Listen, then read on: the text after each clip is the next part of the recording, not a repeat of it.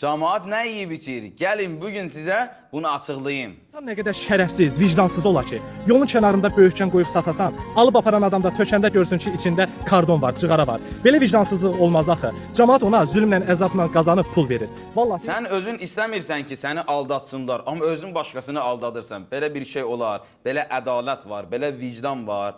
İstəyirsən ki, telefon ustası səni aldatmasın.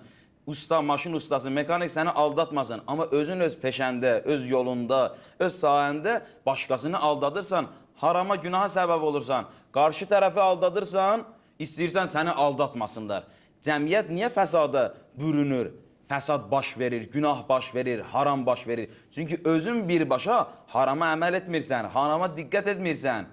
İstəmirsən ki, sənin qardaşının, yoldaşı ki, sizin ailənizin gəlini sayılır, onu kimsə aldatsın, üzr istəyirəm fırlatsın, ondan münasibətdə olsun. Əgər olsa, kişini günahlandırarsan. Deyərsən, sən necə kişisən ki, bu addımı atmışsan, bu hərəkəti etmirsən. Amma cəmaatın gəlinlərinə sataşırsan, nömrə verirsən, mesajlaşırsan, söhbət edirsən, görüşürsən.